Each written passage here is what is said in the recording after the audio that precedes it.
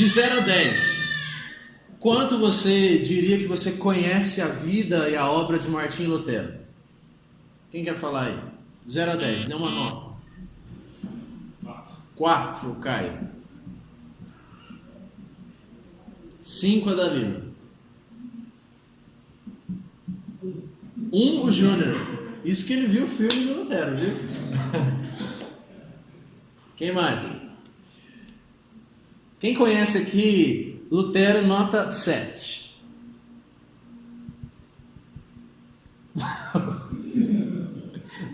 Só os ombrinhos pro William aqui. Ok, então, por que a gente está aqui hoje? A gente está aqui porque a gente vai começar a estudar a vida e a obra de 5 reformadores, e o primeiro deles, não é porque ele é mais importante, mas é porque ele é a primícia aí dos grandes reformadores, Martinho Lutero. O William comentou, achou engraçado, né? Esse aqui, ó, teólogo agridoce. Isso aqui acho que nunca ninguém usou, espero que ninguém use, porque agora eu vou patentear, segunda-feira lá no cartório, tá? Mas eu penso que essa expressão agridoce aí define bem Lutero.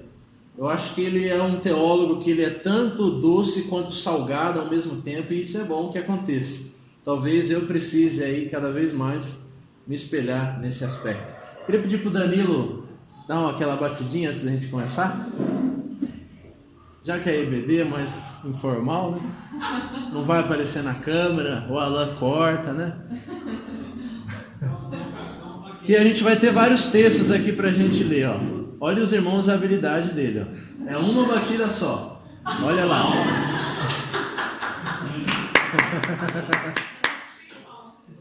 Vai ser importante porque a gente vai ter bastante texto aqui para ler, então vai ser ruim ler na cadeia, né?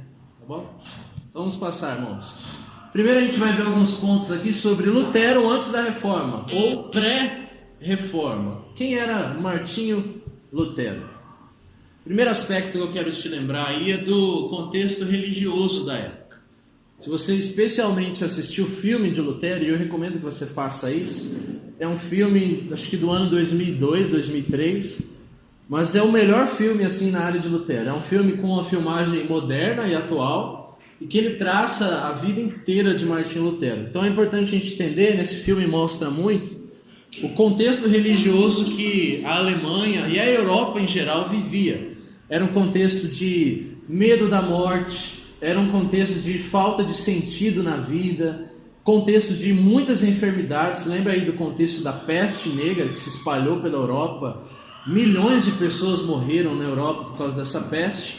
E além disso, a Igreja Católica, ela impunha fardos muito pesados sobre as pessoas. Então elas não viviam em paz. A religião para elas era uma forma de elas tentar agradar a Deus, que elas não conseguiam nunca. Por isso que elas tinham que passar pelo... qual que é a expressão? Passar pelo purgatório. Exatamente. Quem sabe aqui o que é purgatório? Já ouviu falar de purgatório? O que é o purgatório? É um lugar depois da morte que você vai pagar. Um lugar, supostamente, né, após a morte, onde você paga os seus pecados que você não conseguiu pagar na sua vida. Então lá você vai sendo purificado até você ficar perfeito e chegar nos céus, certo?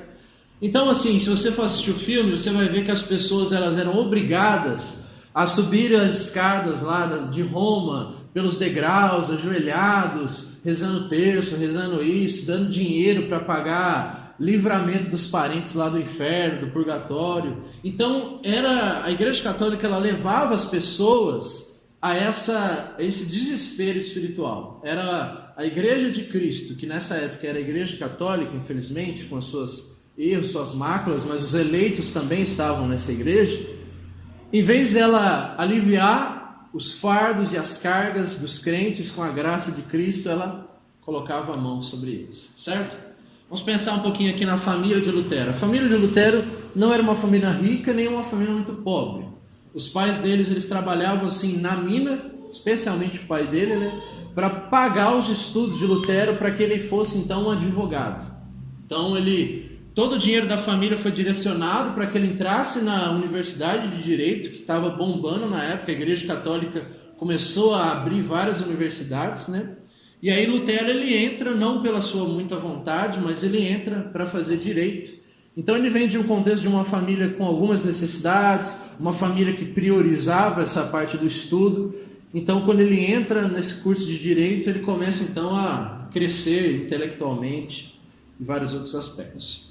Infância e a sua juventude, um pouquinho disso aí, a faculdade de direito e o anseio por Deus. Talvez essa seja o principal aspecto aí da vida de Lutero pré-reforma. Se a gente for ler os escritos de Lutero e as narrativas a respeito da sua vida, a gente vai ver que ele tinha uma necessidade muito grande que ele não conseguia suprir por Deus.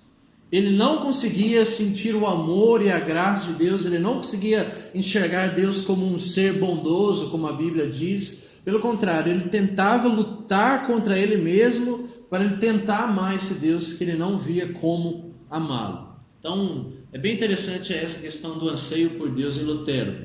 Como que Lutero ele se torna um monge? Ele era um monge, ok? Como ele se torna um monge? Ele mesmo diz num dos seus escritos que ele estava voltando para a sua casa depois da universidade. E, novamente, nesse episódio você vai ver que existe esse medo da morte, essa falta de sentido na vida, etc. Ele estava voltando. Pense numa sociedade onde não tinha iluminação elétrica. Então você caminhava assim na floresta, tudo escuro, no máximo com uma tocha ou alguma coisa desse tipo. Não existiam os policiais que rondavam, enfim, para te proteger. Então ele fazia esse percurso de volta da sua casa, de volta da universidade para a sua casa. E num desses percursos ele disse que caiu uma tempestade muito forte, raios e chuvas e trovões. E ele escutava várias vozes também no meio da floresta, né? E aí ele faz uma promessa para Santa Ana, a santa querida dele na época, né? Ele diz: Santa Ana, se me guardares nessa tempestade, eu prometo que eu me torno monge. E aí ele cai no meio da tempestade. Quando ele acorda, depois de tipo um desmaio, ele percebe que a tempestade cessou. E aí ele tem que cumprir então a promessa, porque ainda que eles fossem dessa forma na época, eles eram homens de palavra, então eles cumpriam suas palavras. Eu falei que vou me tornar monge, então eu vou me tornar monge, porque eu fiz um voto a Deus, diante da presença de Deus. É assim que ele se torna monge, então. É bem interessante, sim, a gente pensar um pouco na vida de Lutero como monge, porque ele entra com esse anseio por Deus. Então nada consegue satisfazer ele, e nada ele pensa que consegue satisfazer a presença de um Deus que é santo, justo e irado. Então ele tenta agradar a Deus de várias formas. Como? Ele tenta agradar a Deus sendo o melhor faxineiro do monastério. Então o filme mostra muito bem isso, que ele está lá limpando o chão do monastério, e ele limpa daquele jeito, né? Não é com o rodinho, limpa com a mão, limpava com a mão assim, né? Aí chegou o pai espiritual dele e falou assim: Lutero, você precisa dar uma chance para os seus amigos monges, né?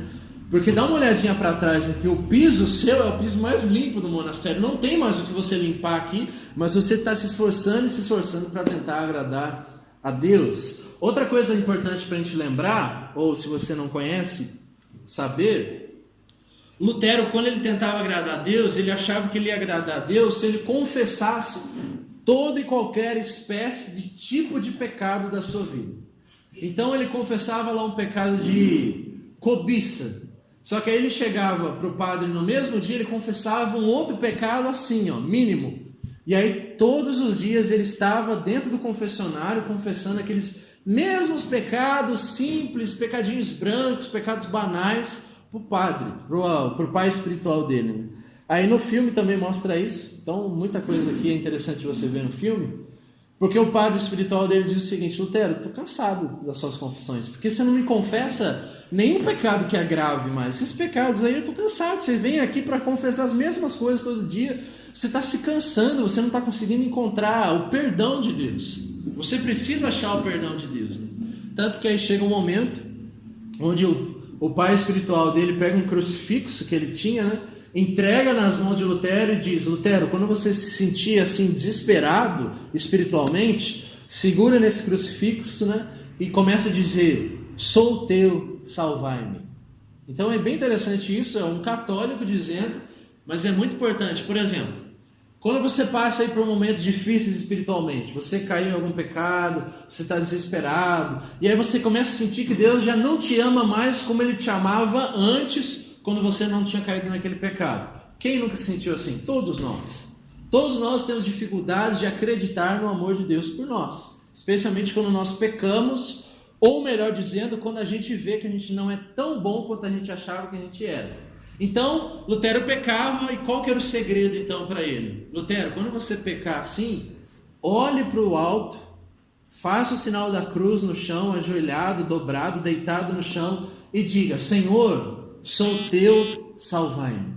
Eu sou teu, eu não pertenço a mim mesmo, eu não posso salvar a mim mesmo, então que o Senhor me salve. Então isso dentro da teologia católica já estava presente. Um adendo aqui, irmãos. Por isso é importante a gente saber realmente a história, para a gente não chegar, por exemplo, para a Igreja Católica dos tempos medievais, ou inclusive na Igreja Católica atual, e dizer que a Igreja não ensinava que era Jesus que salvava, ou que Jesus era o mediador. Porque a Igreja Católica ela diz e dizia isso.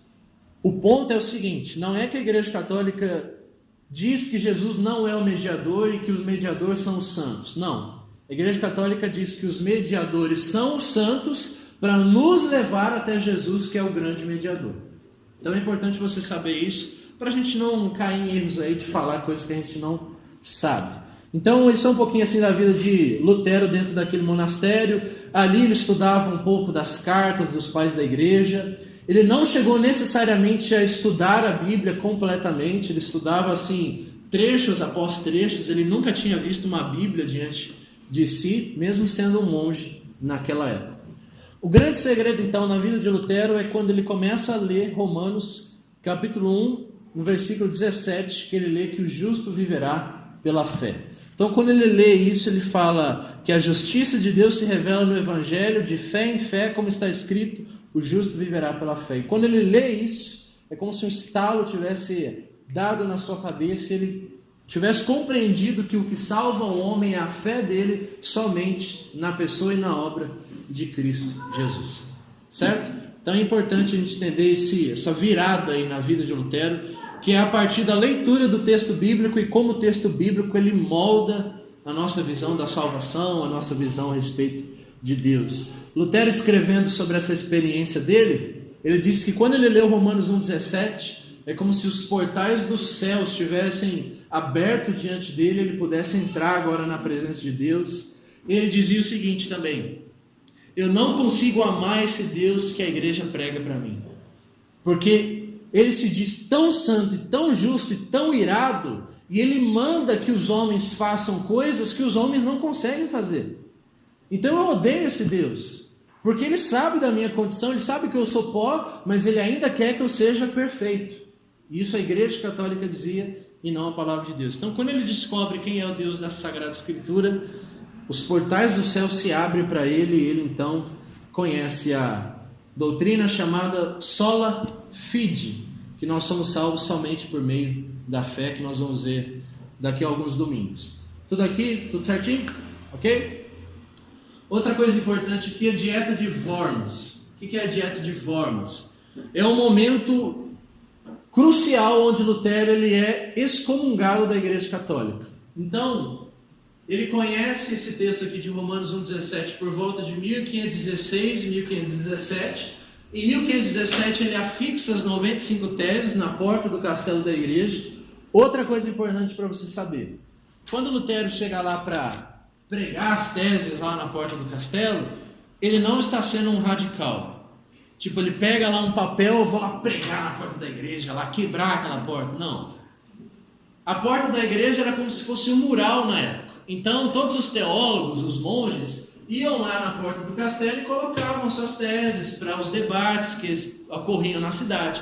Só que a gente tende o quê? A romantizar muito a história. Olha, Lutero foi pregou lá as teses. Não tem nada disso, meus. Ele simplesmente estudou a palavra de Deus, fez 95 teses contra as indulgências e foi lá colocar para chamar alguém para o debate. Só isso, simplesmente. Aí no debate ele arregaçou com todo mundo, com os teólogos da época, enfim. Então, em 1517, ele afixa as 95 teses.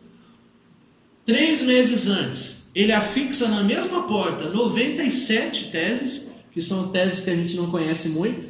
Qual que é a diferença? 97 teses é contra a teologia escolástica, que era a teologia predominante na época. Então, 3 meses antes das 95 teses, ele prega 97 teses contra a teologia, certo?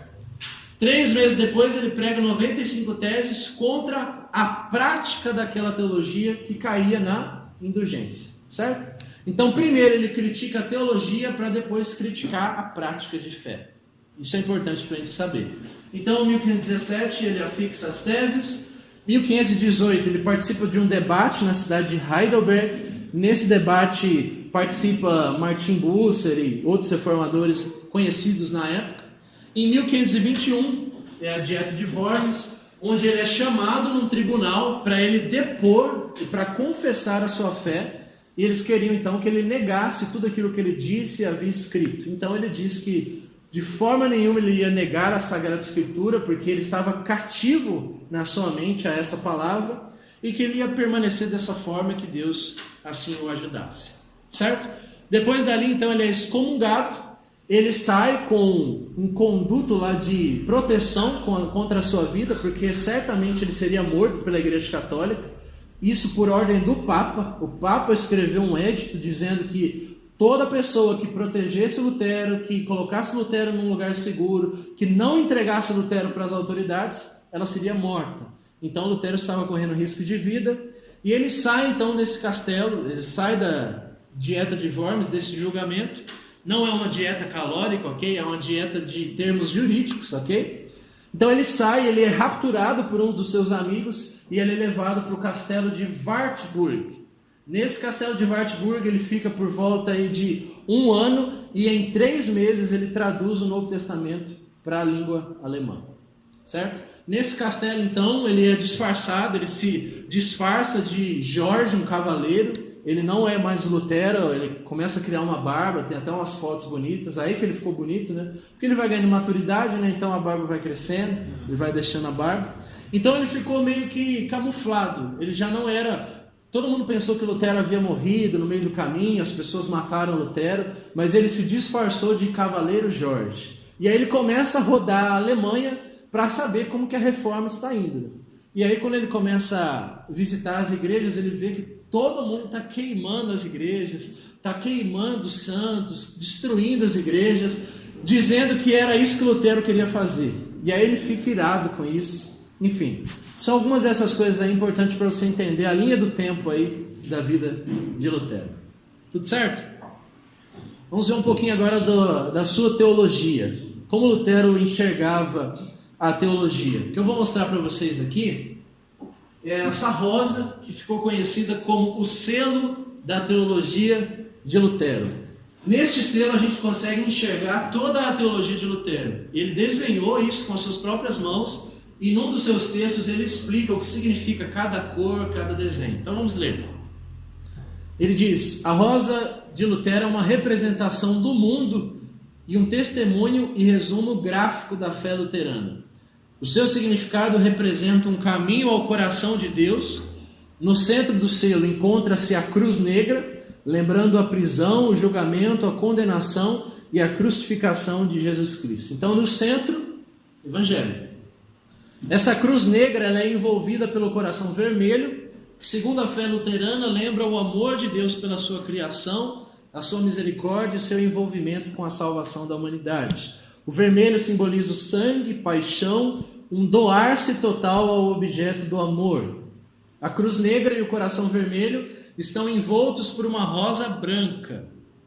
A flor, símbolo dos amantes, suscita aos crentes a lembrança do amor de Deus que envolveria a humanidade em sua paz, por isso então a cor branca. Olha que interessante isso, um desenho ele começou a utilizar como se fosse o seu selo, o selo das suas cartas.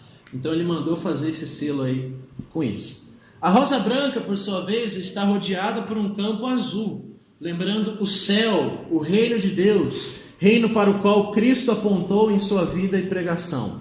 Os evangelhos lembram que a partir da sua ressurreição, Deus criou novas todas as coisas. Assim, a paz do cristão é o envolvimento com o reino de Deus, com o projeto de vida de Deus ao mundo. Este campo azul ele é ainda delimitado pela aliança de ouro, que lembra ao crente que Deus fez uma aliança com a humanidade através da morte e ressurreição do seu Filho Jesus. Certo? 3 marcas da teologia de Lutero aqui. Coram Deo é uma expressão em latim que significa que toda a nossa vida ela é uma vida que nós vivemos diante da presença de Deus. Isso fica muito claro até quando Lutero está lá na tempestade. Ele faz um voto sacerdotal no meio do mato, porque ele entendia que ele estava diante da presença de Deus. A segunda marca da teologia de Lutero, o Evangelho do Cristo crucificado. Para ele era o centro da palavra de Deus, o centro do Antigo Testamento, o centro de toda a Bíblia era Cristo e este crucificado. E uma terceira marca, outra expressão em latim, Christus pro me, que significa Cristo ele morreu e ele morreu para mim. Então eu recebo esse evangelho, eu recebo essa teologia de forma pessoal. Não é só algo que eu entendo com a minha mente ou que eu prego, é algo que eu recebo para a minha própria vida. Tudo certo? Então essa é uma rosa aí que os luteranos, né, ou entre aspas luteranos, me desculpem aí os amigos que estão assistindo, né? Mas, infelizmente, a igreja luterana está um pouco em discordância com o que Lutero pensava na sua época. Enfim. Passar para vocês agora um pouquinho da devoção de Lutero. Agora eu quero que, enquanto a gente lê alguma coisa aqui, você pense na sua própria devoção. Ou então, se eu perguntasse para você, como é a sua devoção a Deus?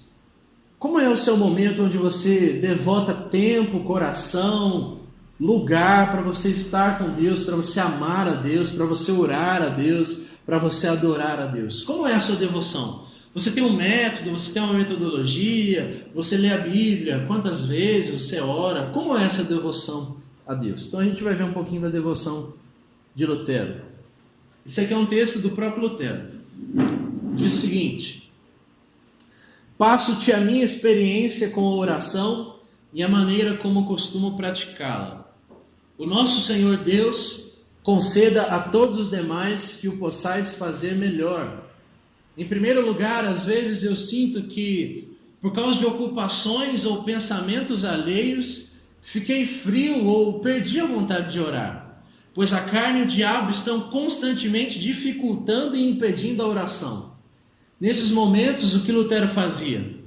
Pego o meu livrinho de salmos, vou para o meu quarto, ou conforme o dia e a hora eu vou para a igreja, misturando-me com as pessoas e passo a recitar para mim mesmo de forma oral os 10 mandamentos, o credo apostólico, e dependendo da minha disponibilidade de tempo, faço citação de diversas citações de Cristo, de Paulo ou dos Salmos, tudo como faz as crianças. Olha que interessante isso. Então Lutero enfrentava várias coisas que você e eu enfrentamos hoje, não é nada diferente, mas ele lutava contra isso. Como ele lutava? Ele pegava a palavra de Deus, os salmos, os 10 mandamentos, ele usava o credo da igreja, ou ele fazia isso sozinho num local específico, ou ele se misturava. Olha essa ideia que interessante. Me misturar com as pessoas da igreja para nós juntos estarmos diante da presença de Deus nesses momentos de fraqueza. Por isso é bom que de manhã cedo se faça da oração a primeira atividade e de noite a última. E previne-te muito bem desses pensamentos falsos e enganosos que dizem: espera um pouco, daqui 1 hora eu vou orar, mas antes eu ainda tenho que resolver isso ou aquilo. Porque com esse pensamento se passa da oração para os afazeres que prendem e envolvem a gente a ponto de não mais sair oração o dia todo. Quantos de nós aqui já dissemos isso? Não, eu não orei hoje, mas à noite eu vou orar. Hoje à noite eu vou orar. Não, se você não orar aquela hora, você não vai orar à noite. Isso aqui é um conselho de 500 anos atrás para a gente. Olha que legal aí. Certo? Vamos ver um pouquinho agora de Lutero e a Reforma. Algumas frases aí conhecidas de Lutero sobre a Reforma. Ele disse o seguinte, e por favor, entenda essa frase no seu contexto próprio. Você vai entender porque eu estou falando isso. Lutero disse: simplesmente ensinei, preguei, escrevi a palavra de Deus, não fiz mais nada. E então, enquanto eu dormia ou bebia cerveja de Wittenberg com meu Felipe e meu Amsdorff, a palavra enfraqueceu tão intensamente o papado, os papas, que nenhum príncipe ou imperador jamais fez estrago assim. Eu não fiz nada, a palavra fez tudo. Isso é importante para a gente pensarmos. Olha o que Lutero diz, ele ensinou, ele pregou, escreveu a tradução da palavra de Deus e simplesmente jogou a palavra de Deus no ar. E quem fez a reforma? Deus. Ele não fez nada. Ele não pediu patrocínio das pessoas, ele não quis divulgar marketing na cidade, não, ele simplesmente pregou na mesma igreja por vários tempos e a palavra de Deus foi enfraquecendo a religião do papado e dos homens, certo? O ponto da cerveja que é importante eu enfatizar para vocês, justamente igual na época de Paulo, a água deles não era aquela água tão saudável como nós temos hoje, então eles tinham o costume de consumir cerveja e produzir cerveja. Aliás, quem produzia a cerveja na casa de Lutero era sua própria esposa, Catarina Vambora, especialmente na Alemanha. A Sabrina ela me contou, quando ela foi para a Alemanha um tempo atrás, olha que bênção aí, foi para a Alemanha, tá vendo? Ela foi para a Alemanha e ela disse que, por exemplo, os alemães até hoje eles têm esse costume, para eles é normal. Eles almoçam com cerveja, tomam café no final da tarde com cerveja, todas as idades, todos possíveis, e ninguém lá fica caindo, ninguém fica fazendo disso uma graça. É o brasileiro que não sabe fazer muitas coisas aí com liberdade, infelizmente. Segunda frase. A primeira coisa que peço é que as pessoas não façam uso do meu nome e não se chamem luteranas, mas cristãs. Olha aí. Que é Lutero? O ensino não é meu. Nem fui eu crucificado por ninguém. Como eu, miserável saco fétido de larvas que sou, cheguei ao ponto em que as pessoas chamam os filhos de Cristo pelo meu perverso nome. Olha aí que engraçado. Porque as pessoas começavam a chamar os aderentes da reforma de luteranos. Para quê? Para envergonhar Lutero. E ele falou assim, como assim vocês estão se chamando luteranos? É inviável que isso aconteça. O último escrito de Lutero, praticamente as suas últimas palavras, no escrito de mesa, ele disse o seguinte: nós somos todos mendigos, essa que é a grande verdade. Interessante, né? Dúvidas daqui? Comentários? Pode seguir? Coração de Kate. Vamos ver um pouquinho agora dessa esposa maravilhosa que Lutero teve. Quem já viu uma foto da Catarina? Levanta a mão. Quem nunca viu foto da Catarina? Olha aí, ó. Vamos ver então, daqui a pouquinho. Em 1524, com a aprovação e recomendação de Lutero, Catarina ela foi cortejada por um dos alunos de Wittenberg, mas seu pai se opôs ao casamento. Antes de a gente continuar, eu quero dar para você um contexto de quem é Catarina. Catarina ela era, junto de amigas, também uma freira. Então ela vivia no monastério de freiras, somente mulheres. Então ela lá dentro começou a escutar dos ensinos de Lutero e dos outros reformadores. Então num desses momentos onde as pessoas saíram destruindo as igrejas, os monastérios, elas fugiram dentro de barris de cerveja, isso por ajuda do próprio Lutero. Ele colocou algumas mulheres dentro de barris de cerveja para elas fugirem. Então elas buscaram onde Lutero estava. Chegaram até Lutero, então disseram: você é Lutero? A gente quer estar perto de Lutero. E Lutero disse: sim, sou eu Lutero. No filme mostra isso, é bem legal. Sou eu Lutero. Então ela começou a se aproximar muito desse contexto. Então Lutero, ele aprova e dá a recomendação que alguns dos seus alunos comecem a cortejar Catarina para se casar com ela, porque agora ela já não é mais uma freira, ela pode se casar. Olha que interessante. Neste mesmo ano, Lutero arrumou para ela um novo pretendente, o pastor chamado Glatz, mas ela se recusou a desposá-lo. Ela costumava dizer o seguinte: só me casarei com o doutor Lutero, ou com alguém muito parecido com ele. Lutero ria ao ouvir isso, pois apesar de já naquela altura condenar o celibato, ele não tinha nenhuma intenção de se casar. Ele dizia o seguinte, isso é bem interessante: nunca farão com que eu me case, afirmou ele. Vamos ver. Às vezes os homens dizem essas coisas mesmo. Curiosidades agora desses recém-casados. Lutero e Catarina ficaram noivos em 13 de junho de 1525 e se casaram no dia 25 de junho daquele mesmo ano, ou seja, 12 dias. Que mulher influente, hein? A decisão parece ter causado surpresa, pois o próprio Melanchthon, um amigo de Lutero, escrevendo para um outro amigo de Lutero, disse o seguinte: inesperadamente Lutero casou-se com Catarina van Bora sem querer mencionar os seus planos ou consultar os seus amigos. Muitos foram contra o casamento pelos motivos mais variados, principalmente porque àquela altura ainda não se admitia que os religiosos contraíssem matrimônio. Se tratava de um escândalo, né? Para um ex-monge se casar. Segundo, pela grande luta que o reformador vinha travando contra Roma, na condição de herege, de proscrito, exterminado, né? A sua vida estava em constante perigo. Outra razão era a diferença de idade. Quando eles se casaram, Lutero tinha 42 anos e a Catarina 26. Uma diferença razoável, né? Ela também sofreu difamações pela união com o reformador, mas felizmente o casamento ocorreu e eles viveram felizes por cerca de 21 anos até a morte de Lutero. Vamos ver agora o que Lutero fala sobre o casamento. É muito interessante mesmo. Prestem atenção na leitura. Existem algumas coisas com as quais precisamos nos acostumar no primeiro ano de casamento. O sujeito acorda de manhã e encontra um par de tranças postiças no travesseiro, onde antes não havia nada. Entretanto, após um ano de casamento, ele escreveu o seguinte: a minha Kate é em tudo tão dedicada e encantadora que eu não trocaria a minha pobreza pelas maiores riquezas do mundo. E mais tarde ainda ele disse: não há na terra um laço tão doce, nem uma separação mais amarga como a que ocorre num bom casamento.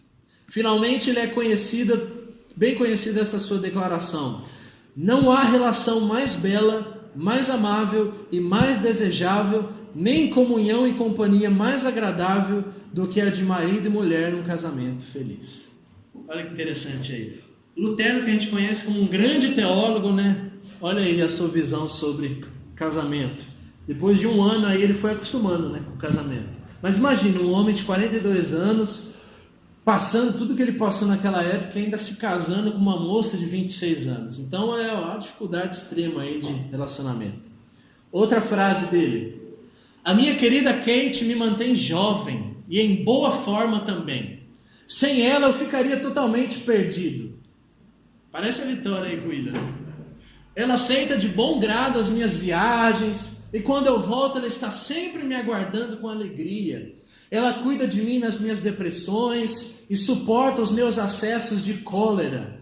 Ela me ajuda em meu trabalho e, acima de tudo, ama a Cristo. Depois de Cristo, ela é o maior presente que Deus já me deu nessa vida. Se algum dia vierem a escrever a história de tudo que já tem acontecido, a reforma, eu espero que o nome dela apareça junto ao meu e eu oro por isso. Então eu estou tentando aqui honrar a memória de Lutero, já que ele pediu, vamos colocar um pouco da Catarina aí na história dele. Tudo certo até aqui? Podemos seguir? Falar para vocês aí um pouquinho sobre essa expressão em alemão, Anfechtung. É uma expressão difícil, mas que traduzida significa aflições ou angústias. Essa era uma marca da vida de Lutero. Ele era um homem que enfrentava vários momentos de depressão, de angústia, de aflição espiritual, emocional, física, inclusive. Vamos ler algumas coisas aqui. Lutero disse o seguinte: eu nunca entendi o significado da palavra de Deus enquanto não passei pela aflição. As minhas tentações têm sido as minhas mestras em teologia. Então isso aqui é um conselho, né, para vários teólogos de internet que a gente tem hoje, né, que acham que sabem muito, mas se eles não provam isso na pele, eles nunca vão ser bons teólogos ou bons homens de Deus. O homem de Deus, ele prova isso na sua própria pele. Segundo ele, a sua percepção do caráter gracioso de Deus veio quando ele estava, e aqui uma expressão em alemão, auf dieser Kloake, no banheiro, onde estamos totalmente humilhados e vulneráveis. O que ele está querendo dizer é o seguinte: sabe o momento onde eu sei o quanto eu sou um verme miserável? Quando eu estou no banheiro. E era no banheiro que ele tinha as suas maiores visões e percepções teológicas. Olha isso que interessante. Não é muito politicamente correto, né? Mas isso mostra um pouquinho aí de quem é Lutero para nós. Quero enfatizar para vocês aqui o papel da esposa de Lutero quando Lutero enfrentava algumas depressões. 2 episódios aí bem interessantes. Primeiro episódio do serralheiro. Por que do serralheiro? Conta-se que Lutero estava no seu quarto fechado, com uma depressão terrível já há alguns dias, e ele só queria ficar no quarto fechado, empanturrado lá, fechava a porta, ele trancava a porta. Ninguém entrava, ninguém saía, nem a Catarina, nem ninguém. Catarina tinha que dormir no sofá, literalmente. Num desses episódios, a Catarina, para tentar ajudar Lutero de alguma forma, ela contratou um serralheiro para ele quebrar a porta para que ela entrasse no quarto. Então aí, vocês que são esposas, talvez vocês precisam fazer algumas coisas aí mais drásticas para ajudar o seu esposo em algum momento que ele não consegue ser ajudado. O segundo episódio parecido com esse é o episódio do luto. Conta-se que Lutero entrou no quarto, já que a porta já estava destruída, né? Ele não conseguia mais trancar a porta. Ele entrou no quarto, pegou a roupa antiga de monge dele, cobriu a sua cabeça, cobriu o seu corpo todo preto e ficou lá ajoelhado assim. Dias após dias, sem comer, sem beber, sem nada, só orando e se angustiando, chorando, gritando, nos seus acessos de ira, né? O que a Catarina fez? Ela pegou a sua antiga roupa de freira, capuz preto, entrou no quarto, se ajoelhou do lado de Lutero, colocou o capuz e ficou lá. Aí ela escreve dizendo que ele virou o rosto, olhou para ela assim, tipo, o que você está fazendo, né? Aí ela disse o seguinte para Lutero: Lutero, talvez a única forma de você sair daqui é eu estando orando aqui com você. E que eu peço que Deus venha aqui ou te mate, ou que dê um jeito na sua vida para você se levantar. Na mesma hora que ela falou isso, ele tirou o capuz, levantou, tirou a roupa e foi viver a vida normal. Então olha o papel de uma esposa 500 anos atrás aí, que interessante. Para homens difíceis, precisam ter esposas drásticas. Mais ou menos isso. A gente já está finalizando. Eu só quero falar um pouquinho de Lutero e a relação de Lutero com o humor. Lutero, ele tinha um humor muito refinado, viu? Vamos ler algumas coisas. Esse trecho aqui, irmãos, é um trecho de uma carta que Lutero escreveu para Catarina em uma de suas viagens. Ele saiu para viajar, para pregar, para participar de reuniões sobre a reforma, né? Então, há muitos dias longe, ele escreve uma carta para Catarina para falar que está tudo bem, né? Vamos ler a carta. Martinho Lutero, a Santa Senhora, cheia de inquietações. Senhora Catarina, minha graciosa e muito estimada mestra do lar, meus cordiais agradecimentos por tua grande inquietação, a qual rouba-te o sono. Desde o dia em que começastes a inquietar-te por minha causa, o fogo que estava do lado de fora do nosso alojamento tentou me devorar em meus aposentos. E ontem, sem dúvida alguma, devido à força das tuas preocupações, uma pedra por pouco não caiu em minha cabeça e me esmagou como um rato numa armadilha. Agora eu estou com medo de que, se não parares de te inquietar, a terra finalmente venha nos tragar e sejamos caçados por todos os seus elementos. Foi essa maneira que você aprendeu o catecismo e a fé? Faça orações a Deus e deixe que Ele se preocupe. É certo que você não recebeu mandamento algum para se inquietar por minha causa ou pela sua causa. Sua santidade e seu servo bem disposto, Martinho Lutero. É muito bom. Agora outra carta.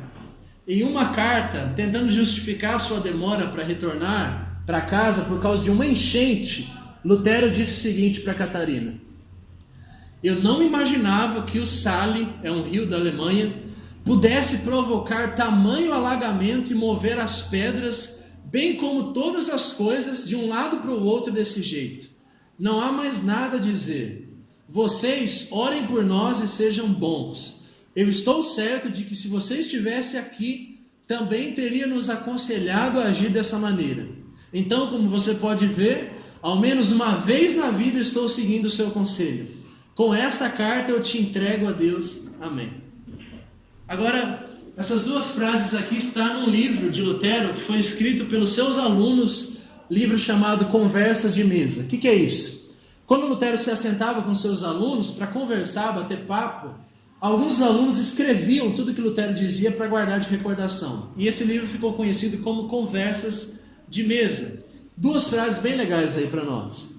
Lutero disse o seguinte: a ira doméstica é apenas um fantoche dado a nós pelo Senhor.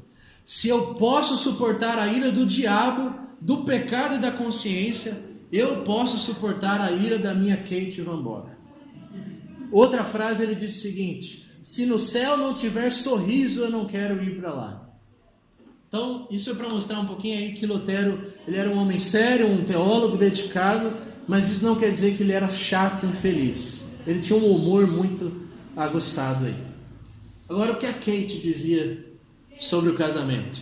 Tá aí uma foto da Kate aí pro Caio. Pode ser um padrão aí para você olhar agora. Ela diz o seguinte: tudo que eu tenho feito se resume a simplesmente duas coisas: ser esposa e ser mãe. E tenho certeza que uma das mais felizes de toda a Alemanha. Então aí você, mulher, que tem dificuldades com essas duas funções que Deus te deu, ser esposa e ser mãe, Kate te ensina um pouco aí da vida cristã. Um pouquinho agora da casa Lutero. O príncipe Frederico havia dado de presente para Lutero o prédio do mosteiro agostiniano em Wittenberg. E foi para lá que a sua família se mudou. Catarina reformou o mosteiro, administrou ele, que veio a permitir que Lutero gozasse de relativa paz e ordem em sua vida privada.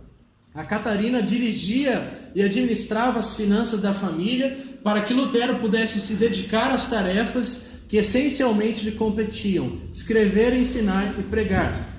Ela foi uma esposa dedicada e diligente, a quem Lutero frequentemente se referia como Kate, a minha patroa. Eles tiveram 6 filhos, dos quais 4 sobreviveram até a idade adulta. Além disso, cuidavam de uma parente de Catarina, e em 1529, com a morte da irmã do reformador, mais 6 crianças, agora órfãs, se juntaram à família. Além dos familiares e de um cachorro de estimação, era comum haver mais de 30 pessoas no mosteiro, entre hóspedes, viajantes em trânsito e estudantes, que eles costumavam receber vários estudantes aí nas suas casas. Desse modo, a rotina diária era bastante atarefada. A Catarina tinha que cuidar de uma horta, de um orquidário, confeccionava material para pescaria e acabaram posteriormente adquirindo uma pequena fazenda onde elas criavam gado, galinhas e fabricavam cerveja caseira. Ela também gostava de ler e de bordar. Lutero costumava chamá-la de a estrela da manhã de Wittenberg, já que diariamente ela levantava 4 horas da manhã para dar conta das suas muitas responsabilidades. Com muita frequência, o reformador Lutero caía enfermo e Catarina cuidava dele, não simplesmente como esposa, mas quase como enfermeira, devido aos grandes conhecimentos médicos que ela possuía. Família, lazer e a vida cristã é o último slide para nós hoje.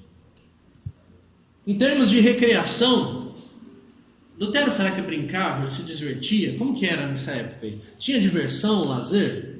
Lutero ele gostava de participar de jogos ao ar livre com a família e também apreciava os jogos de mesa, como xadrez, além de jardinagem e música.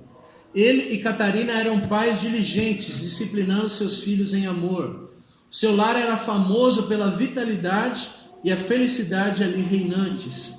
Dessa forma, a família do reformador tornou-se um modelo para as famílias cristãs alemãs por muitos anos.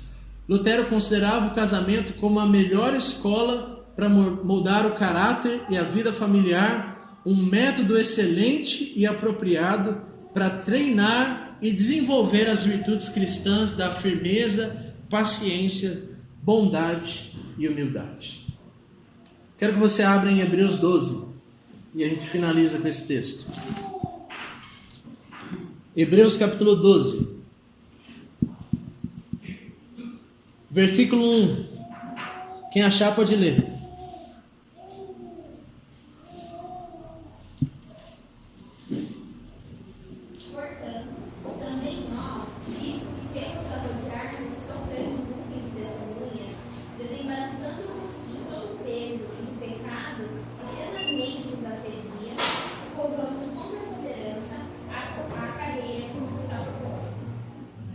Então, duas coisas que eu quero falar para os irmãos antes da gente finalizar. Primeiro, eu quis trazer um pouquinho da vida de Lutero. Não apenas o que Lutero pensava, sua teologia, as 95 teses. É um pouquinho de quem era a pessoa de Lutero, a sua esposa, a sua família e o ambiente que ele vivia. Então é importante a gente também entender um pouco desse aspecto. Segundo, por que a gente está estudando Lutero, como era a sua vida, e a gente vai estudar ainda mais 4 reformadores. Porque o texto de Hebreus 12 diz que nós estamos numa corrida que Jesus nos chamou. Nessa corrida ele diz que existem várias testemunhas ao nosso redor. E essas testemunhas elas servem para nos encorajar como se fosse uma torcida. Porque a imagem que Hebreus tem ali é de um estádio olímpico grego. Então a torcida empolgava, animava as pessoas que estavam ali naquela corrida. E a imagem que Hebreus 12 tem é isso. Hebreus capítulo 11 ele diz de vários heróis da fé, Abraão, Isaac, Jacó, Moisés, Davi, etc. Então quando nós olhamos para a vida dessas pessoas como Lutero, sua esposa, isso nos incentiva a caminhar. Isso nos incentiva a viver a vida cristã de uma forma mais intensa, de uma forma mais real, com mais tato, para a gente ver como as pessoas viveram a vida cristã. Então espero que essa série possa nos abençoar, possa trazer mais informações para nós e que Deus seja glorificado com isso. Amém? Vamos orar e a gente já parte para o culto logo mais.